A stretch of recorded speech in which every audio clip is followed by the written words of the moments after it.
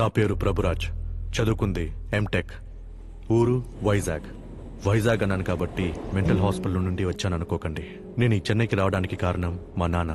ఎంతో అల్లారి ముద్దుగా చూసుకున్న మా నాన్న నేను ఎన్నో అల్లరి చిల్లరి వేషాలు వేసినా నన్ను కొట్టిన తిట్టిన రోజులు లేవు. ఆయన కోరుకుందల్లా ఆయన ఎంతో ఇష్టపడిన చెన్నైలో ఉద్యోగం చేయాలని ఒకే ఒక చివరి కోరిక కోరుకున్నారు. అందుకే ఆయన కోరికను నెరవేర్చడానికి నేను చెన్నైకి వచ్చాను. చెన్నై అంటే నార్త్ చెన్నై, సౌత్ చెన్నై కాదు, తరమణికి అటువైపున్న కొత్త చెన్నై. చెన్నైలో ఈ ఏరియాని చూసిన వెంటనే మా నాన్నగారి కోరిక నెరవేరుతుందని నాకు నమ్మకం కలిగింది. మా నాన్నగారికి ఎంతో ఇష్టమైన తమిళనాడు మాజీ ముఖ్యమంత్రి ఎంజీఆర్ గారి పేరు మీద ఈ రోడ్డు ఉంది, ఎంజీఆర్ సాలై.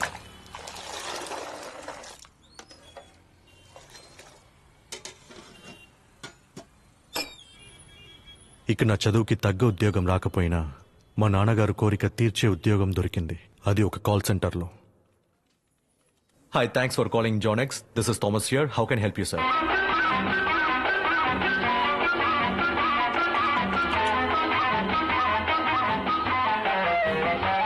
నాకు వచ్చే 15,000 జీతానికి చెవులో రక్తం కారడం ఒకటే తక్కువ. కానీ ఏం చేస్తాం, కంపెనీ హింసించాలి, మనం భరించాలి.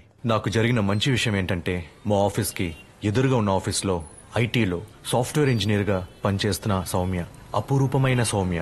తనలో అపురూపం ఏంటంటే ఆ ఎంజీఆర్ రోడ్లో జీన్స్ కి లాంగ్ టాప్ వేసిన ఆ కాలపు బి సరోజాదేవి తను మాత్రమే. అది మాత్రం కాదు, చుడిదార్ కి దుపట్టా వేసిన వైజయంతిమాల కూడా తనే.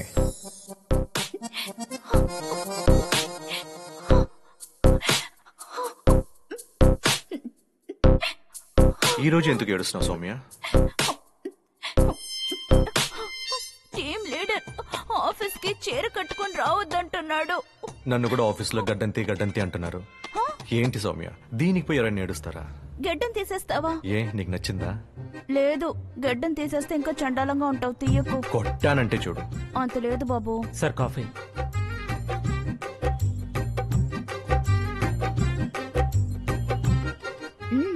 ఒక గుడ్ న్యూస్. ఏంటి? Next month on site US పంపిస్తావని ఆఫీస్ లో చెప్పారు. Super Soumya, congrats. అక్కడే ఏదైనా మంచి జాబ్ దొరికి సెటిల్ అయిపోతే ప్రాబ్లమ్స్ సాల్వ్ అయిపోతాయి. మంచిదేగా. యూఎస్ వెళ్ళడానికి నాకు 3 లక్షలు కావాలి.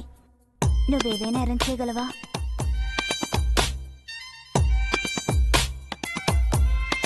డబ్బు లోపల పెట్టు. ఇంత డబ్బు? నువ్వు అడిగితే 3 లక్షలేంటి, 3 కోట్లైనా 3 సెకండ్లు తెచ్చే కెపాసిటీ ఉంది ఈ ప్రభుకి. 30 రోజులు ఎందుకు పట్టిందో? హలో మేడం, తమకి డబ్బులు పడతాయి. థాంక్స్. ఆ తర్వాత 3 గంటల్లో చెన్నై నుంచి ఎగిరిపోయింది. ఆ తర్వాత మనసేం బాగలేదు. ఆఫీస్కి వెళ్ళలేదు, ముద్ద దిగలేదు, నిద్ర పట్టలేదు. గుడ్డిలో మెల్ల స్కైప్ అనేది ఒకటి లేకపోతే నేనేం అయ్యేవానో నాకే తెలియదు. అమెరికా వెళ్ళి కూడా ఎందుకు ఏడుస్తున్నావు నా అపురూప సౌమ్య? నాకు రాత్రి నిద్ర పట్టడం లేదు. నన్ను చాలా మిస్ చేస్తున్నావా? లేదు, జెట్ లాగ్. ఓసి పెరిగిదారా? నేను రాత్రిలో కాల్ సెంటర్ లో పనిచేస్తున్నాను. దీనికి ఎవరైనా ఏడుస్తారా? బాబు, నువ్వు దేనికి ఏడవు కదూ. ప్రభు, నేను ఏడిపించి తీరుతాను. సరే, కళ్ళు తుడుచుకొని వెళ్ళిన తరుపు నాకు నిద్ర వస్తుంది. పడుకోకు, మాట్లాడు. నాకు నిద్ర వస్తుంది, పడుకుంటా. నీతో పగలంతా మాట్లాడి రాత్రుల్లో నాకు నిద్ర రావట్లేదు. ఇంకొంచెంసేపు మాట్లాడు. ఓయ్ కోతి, వెళ్ళి పడుకో. రేపు నాకు చాలా ఇంపార్టెంట్ పనులు ఉన్నాయి. నాకు నిద్ర వస్తుంది. నువ్వే సెల్ఫిష్. పడుకో. Good night. సౌమ్య, సౌమ్య, ఏంటి కొత్తగా లిప్స్టిక్ వేసుకున్నావు? బాగుంది కదా? ఏంటి హెయిర్ స్టైల్ కూడా మార్చేసావు? ఇక్కడ జళ్ళు వేసుకుంటే విచిత్రంగా చూస్తున్నారు. ఇలాంటి టాప్ వేసుకున్నావేంటి? దీనికి షాక్ తింటే ఎలా? ఇప్పుడు చూడు. కనపడటం లేదా? ఉండు. ఎంజీఆర్ రోడ్లో ఉన్నంత వరకు అంజలిదేవిగా, సరోజాదేవిగా, వైజయంతిమాలగా ఉన్న నా అపురూపమైన సౌమ్య ఆన్ సైట్కి వెళ్ళిన వెంటనే చెప్పు ప్రభు. హీరోయిన్లా మారిపోయిందంటే నన్ను నేను నమ్మలేకపోతున్నాను. ఏ ఫుల్లుగా కప్పుకొని వచ్చిన చొంక ఖర్చుకొని చూడడానికి ఇది మనూరా? అదంతా ఇక్కడేం ప్రాబ్లం కాదు. బాబు ప్రభు, ఒక నిమిషం నేను చెప్పేది విను. నేను ఇప్పుడు ఒక ఫ్రెండ్ తో ఉన్నాను, తర్వాత మాట్లాడతాను. ప్లీజ్ ప్రభు, చెప్తే అర్థం కాదా? నేనే ఫోన్ చేస్తానని చెప్తున్నాను కదా. నేనే ఫోన్ చేస్తానని చెప్పింది, కానీ తను ఫోన్ చేయడానికి చాలా రోజులు పట్టింది. బాయ్. ఇప్పటికీ ఫోన్ చేయాలనిపించిందా? నీకో విషయం చెప్తాను, ప్రశాంతంగా విను. చెప్పు. అది ఇక్కడ ఇంకా జాబ్ దొరకలేదు. నువ్వు ఇచ్చిన 3 లక్షలు ఎలా తిరిగి ఇవ్వాలో తెలియడం లేదు. ఇంట్లోనూ ప్రాబ్లం. అదేం ప్రాబ్లం లేదు, నువ్వు ఇక్కడికి రా చూసుకుందాం. నీకు ముఖ్యమైన విషయం చెప్తాను, కోపం తెచ్చుకోకుండా ఉంటావా? ఏంటి? నేను ఒక ఆయన ఇక్కడ కలిశాను, ఇండియనే. ఆయన నన్ను పెళ్లి చేసుకుంటానంటున్నారు. ఆయనకి సిటిజన్షిప్ కూడా ఉంది.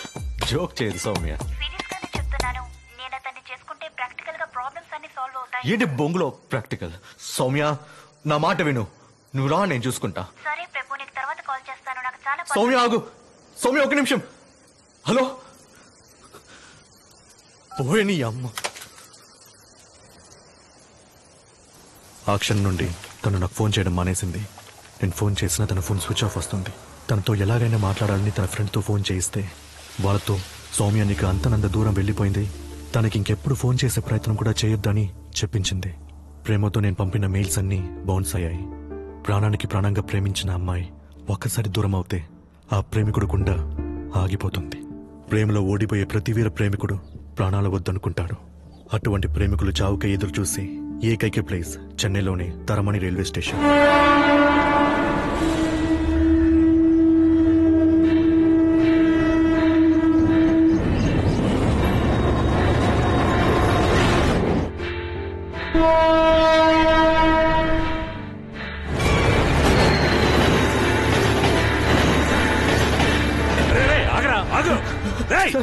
కింద పడితే ఏమవుతావు తెలుసా?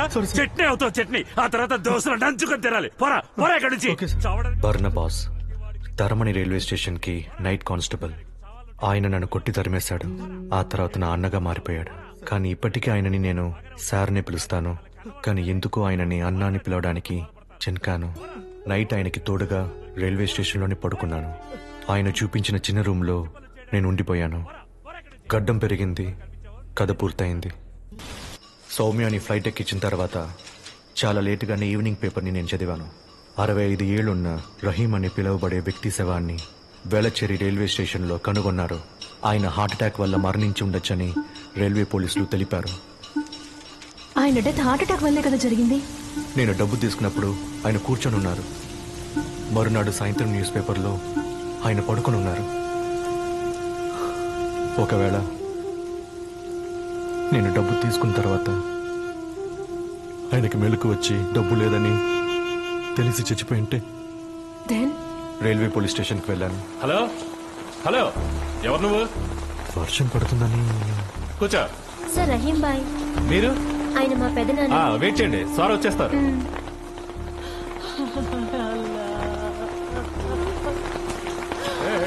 ఎక్కడ తీసుకున్నావయ్యా? ఈసి లేదు, రైస్ మాత్రం ఉంది.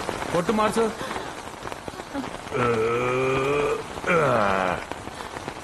రహీం బాయ్ తాలూకు ఎవరు? సార్ ఏందా వస్తువులు చెక్ చేసుకుని సంతకం పెట్టు. పెద్దమ్మ ఎంత డబ్బు ఉండాలి? 5 లక్షలు ఉండాలి. సార్ సార్ ఏంటమ్మా? సార్ 5 లక్షలు ఉన్నాయని చెప్పారు. ఇందులో 5,000 ఉన్నాయి సార్. మరి ఆ డబ్బంతా ఎక్కడా? ఇది బాగుందే. దొంగ లెటర్ రాసి మరీ దొంగలించాడే. నన్ను క్షమించండి సార్. 3 లక్షల రూపాయలు తీసుకున్నాను. ఈ 3 లక్షల రూపాయలతో నా జీవితమే మారిపోతుంది. 3 నెలల్లో తిరిగి ఇచ్చేస్తాను. మీ అడ్రస్ నోట్ చేసి పెట్టుకున్నాను సార్. క్షమించండి. ప్రభురాజ్ పేరు కూడా రాసి పెట్టాడయ్యా.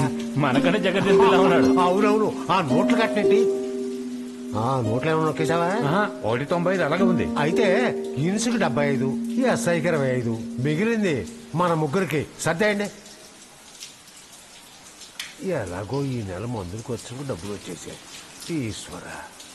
ఇందు మూలంగా యావత్ ప్రజానికానికి తెలియజేయనదేమనగా, ప్రస్తుతం మన సమాజంలో ఒక సామాన్యుడిని ఒక దొంగోడు దోచుకోవడం, ఒక దొంగోడు నుంచి పోలీసులు దోచుకోవడం, పోలీసుల నుంచి వైద్యం పేరుతో హాస్పిటల్స్ డాక్టర్స్ దోచుకోవడం. జై ప్రజాస్వామ్యం. నేను పడుకోకుండా నువ్వెప్పుడు పడుకున్నావు బంగారం? సరే తియా. నేను ఈ స్టేషన్ లో డ్యూటీ చేస్తున్నా. నా ధ్యాస అంతా నీ మీదనే. యేసునాథ, 20 ఏళ్ల మా కాపురంలో నేను డ్యూటీకి వచ్చి నిద్రపోయానేమో గాని నా వీనస్ మాత్రం పడుకోదు. చాలా అదృష్టవంతుడు రా ఈ బర్నబాస్. అవునా కదా? సార్ ఇదే కదా రోజు రాత్రి చెప్తున్నారు. ఒక చిన్న హెల్ప్ సార్. ఏంట్రా? ఆల్తియా ఇల్లు వదిలి వచ్చేసిందంట. ఏ? వాళ్ళమ్మ తిట్టిందంట. ఇంటి నుంచి బయటకు వచ్చేంతగా వాళ్ళమ్మ తన్నేవందిరా?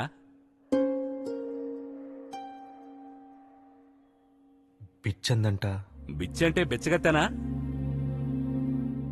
ఏంట్రా? వేసియా అదే సార్, తను ఈ రాత్రికి ఉండడానికి ఒక చోటు కావాలంట. ఆ, ఉదయం 4:30 కల్లా తన ఫ్రెండ్ ఇంటికి వెళ్ళిపోతుందంట. అందుకే ఈ స్టేషన్లో అరే ఏంట్రా, ఎంతో మంది కష్టాల్లో ఉన్న వారికి ఆశ్రయం ఇచ్చేది ఈ స్టేషనేరా. వాళ్ళని రమ్మను. పర్మిషన్ ఇచ్చినందుకు థ్యాంక్స్. నువ్వు ఆ పిల్లని పెళ్లి చేసుకోవచ్చు కదా. ఏంట్రా? మీరు మాత్రం ప్రెషర్ మాత్రం వేసుకున్నావా, షుగర్ మాత్రం వేసుకున్నావా, మంకీ క్యాప్ పెట్టుకున్నావా, మఫ్లర్ కట్టుకున్నావా అలానే అడిగే వీనస్ అక్కని ఊర్లో పెళ్లి చేసుకుని తీసుకొస్తారు. నన్ను మాత్రం చెన్నై అమ్మాయి, అది పెళ్ళై చిన్న పిల్లాడున్న అమ్మాయిని పెళ్లి చేసుకోమంటారా సార్? పోండి సార్. రేయ్, పెళ్లి చేసుకోవడానికి సిటీ అమ్మాయిలేంటి, పల్లెటూరు అమ్మాయిలేంటి? మీ కుర్రాళ్ళు బాగా చదివి చదివి ఉన్నమతులు పోగొట్టుకుంటున్నారు. మీలాంటి కుర్రకారికి మాలాంటి వాళ్ళు ఏం చెప్పినా మీ మైండ్కి ఎక్కదులే.